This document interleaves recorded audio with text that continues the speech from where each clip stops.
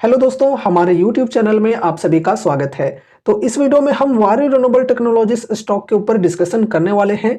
कुछ important updates हैं जिनको डिस्कस करेंगे और साथ ही में स्टॉक की वैल्यूएशन एंड टेक्निकल्स के ऊपर भी डिस्कशन करने वाले हैं। चलो स्टार्ट करते हैं।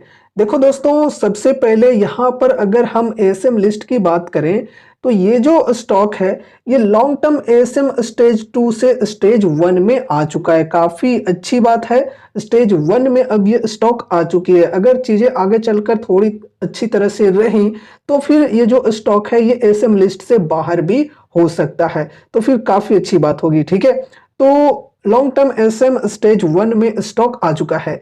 इसके अलावा एक और अच्छी खबर यहाँ पर ये है कि जो सर्किट लिमिट है ये यहाँ पर अब चेंज हो चुकी है। यहाँ पे देखो प्राइस बैंड के अंदर अब यहाँ पर 20% की लिमिट आ चुकी है। आज तक हमने देखा स्टॉक में -5% की लोअर सर्किट लगी है। ठीक है, तो आज के बाद से यहाँ पर स्टॉक में हमें 20% का सर्किट लिमिट देखने को मिलने वाला है। मतलब अगर काफी बुरी खबर हुई तो स्टॉक जो है ये -20% तक गिर सकता है। ठीक है, एंड अगर काफी अच्छी खबर हुई तो +20% तक बढ़ सकता है। ठीक है, एक दिन में।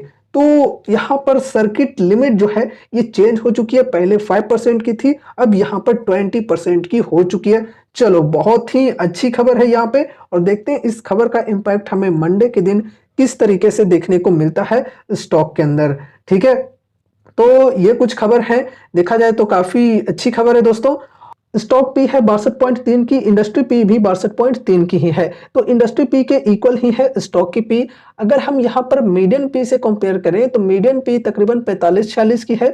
तो मीडियन पी के कंपैरिजन में देखा जाए तो स्टॉक की जो पी है ये काफी ज्यादा है। फिर यहाँ पर पीज रेशियो की बात करें तो 0.26 की है। तो पीज रेशियो जो है ये बढ़िया है। ठीक है, ओवरऑल वैल्यूएशन की बात करें तो वैल्यूएशन फिलहाल बढ़िया है। ठीक है, ना ही हम इसे बहुत ही एक्सपेंसिव कह सकते हैं, ना ही हम इसे बहुत ही लो कह सकते हैं। ठीक है, फेयर मानकर चल सकते हैं। और अगर हम कंपेयर करें उस वक्त से जब स्टॉक अपने 52 वीक हाई के लेवल पर चल रहा था, यानी कि 3038 के लेवल पर जब स्टॉक हुआ करता था, तो उस वक्त से अगर हम कंपेयर करें तो उसके कंपैरिजन में अभी जो वैल्यूएशन है स्टॉक की बहुत ही बढ़िया है।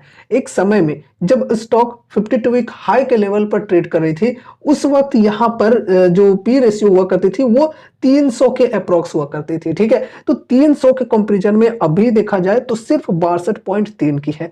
तो काफी बढ़िया है पहले के कंपैरिजन में देखा जाए तो। ठीक है, एंड मार्केट कैप की बात करें तो देखो मार्केट कैप अब यहाँ पर 12,392 करोड़ की हो चुकी है। बाकी यहाँ पर आरओसी आरओई ये चीजें ठीक ठाक हैं। प्रोमोटर्स होल्डिंग भी बढ़िया है, प्लेज परसेंटेज 0 है। चलो ठीक है। फिर यहाँ पर डेप्ट की बात करें तो ओनली 32.4 करोड़ की और डेप्ट टू इक्विटी रेशियो जो है ये 0.1 की है। ठीक है, और डेप्ट के कंपैरिजन में फ्री कैश फ्लो की बात करें तो काफी बढ़िया है, 108 करोड़ की। तो कंपनी जब चाहे तब अपने फ्री कैश के माध्यम से अपने डेप्ट से छुटकारा पा सकती है। ठीक है, तो ओवरऑल यहाँ पर हम फंडामेंटल रेशियोज की बात करें तो बढ़िया यार, फंडामेंटली स्ट्रॉन्ग कंपनी है। एंड इनके सेल्स एंड प्रॉफिट्स की बात करें तो काफी बेहतरीन ग्रोथ देखने को हमें मिली है पास्ट में।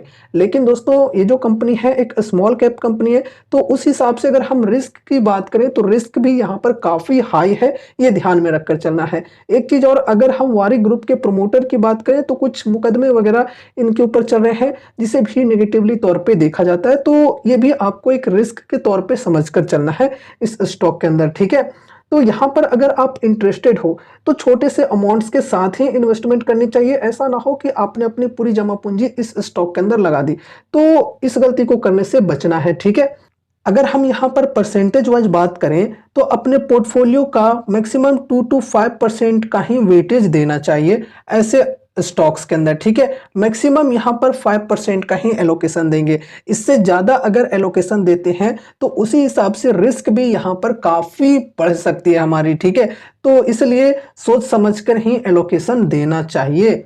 अब देखो यहाँ पर डिस्काउंट्स की बात करें तो भाई साहब डिस्काउंट्स काफी बेहतरीन अवेलेबल है। 52 वीक हाई के लेवल से करेंट प्राइस तक की बात करें तो तकरीबन -61% की डिस्काउंट्स पर स्टॉक अवेलेबल है। डिस्काउंट तो चलो काफी बढ़िया है, लेकिन क्या यहाँ पर हमें अभी एंट्री लेनी चाहिए? देखो दोस्तों, फर्स्ट ऑफ ऑल ये तो कोई कॉल टिप या रिकमेंडेशंस नहीं है कि आपको यहाँ पर एंट्री लेनी चाहिए या नहीं।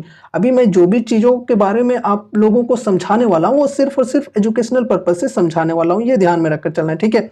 तो देखो दोस्तों, एग्जाम्पल के तौर पर अगर मैं अपनी बात करूँ तो देखो भाई साहब, डिस्काउंट मुझे ठीक लग रहा है। अगर मुझे यहाँ पर न्यू इन्वेस्टमेंट करना होता तो मैं क्या करता, देखो अभी मैं थोड़ा वेट करके चलता, क्योंकि Q3 के नंबर्स आने बाकी हैं कंपनी के। साथ ही साथ एक बड़ी इवेंट है हमारे देश में, बजट, ठीक है। बजट में देखना यह है कि गवर्नमेंट की सपोर्ट रिन्यूएबल सेक्टर के ऊपर किस प्रकार से मिलती है। तो ये कुछ दोनों चीजों को लेकर मैं थोड़ा सा वेट करके चलूंगा, ठीक है।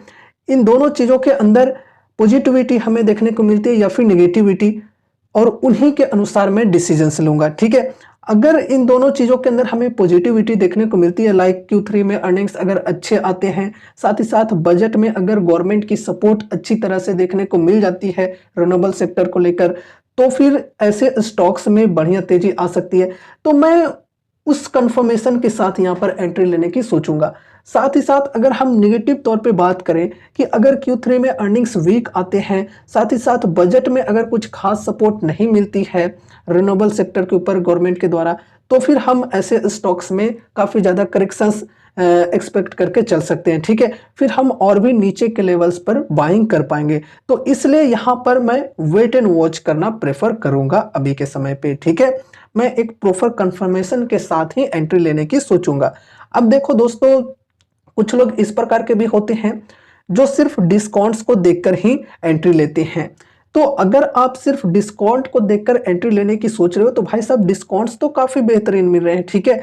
तो इस डिस्काउंट्स के हिसाब से यहाँ पे मतलब SIPs की शुरुआत करके चल सकते हो, ठीक है। बल्क में बाइंग करना काफ़ी रिस्की हो सकता है। मैं फिर से कहना चाहूंगा कि अगर आप सिर्फ डिस्काउंट को देखकर एंट्री लेना चाहते हो तो डिस्काउंट्स बढ़िया है, SIPs की शुरुआत करके चल सकते हो, लेकिन हाँ, बल्क में बाइंग करना काफ़ी रिस्की हो सकता है। और अगर आप मेरी तरह Q3 के अर्निंग्स एंड बजट का इंतजार कर रहे हो एंड ये दोनों इवेंट्स होने के बाद ही कंफर्मेशन के साथ एंट्री लेना चाहते हो तो अच्छी बात है, थोड़ा सा वेट करके आपको फिर चलना होगा, ठीक है।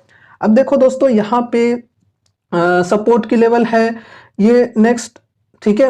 ये है हमारा वीकली चार्ट, और वीकली चार्ट के अंदर ये है सपोर्ट 1020 की। अगर इसी प्रकार से सेलिंग प्रेशर रही स्टॉक के अंदर तो फिर स्टॉक जो है ये गिरकर इस सपोर्ट के लेवल पर आ सकता है, जो कि है 1020 का, ठीक है। ये वीकली चार्ट का सपोर्ट का लेवल है। एंड यहाँ पे अगर हम बढ़िया तेजी की बात करें तो बढ़िया तेजी हमें तभी देखने को मिल सकती है जब ये जो ट्रेंड लाइन है इसे ब्रेकआउट मिले बढ़िया वॉल्यूम के साथ में, और प्राइस ऊपर साइड में सस्टेन करना चाहिए, तो फिर हम बड़ी तेजी एक्सपेक्ट करके चल सकते हैं, ठीक है। तो दोस्तों, ये रही हमारी आज की वीडियो वारी रिन्यूएबल टेक्नोलॉजीज स्टॉक से रिलेटेड। उम्मीद है कि इस वीडियो के माध्यम से आपको कुछ यूजफुल इन्फॉर्मेशन मिले होंगे। तो वीडियो को लाइक करके चैनल को सब्सक्राइब कर देना, और मिलते हैं अगले नए वीडियोज के साथ। तब तक के लिए बाय बाय।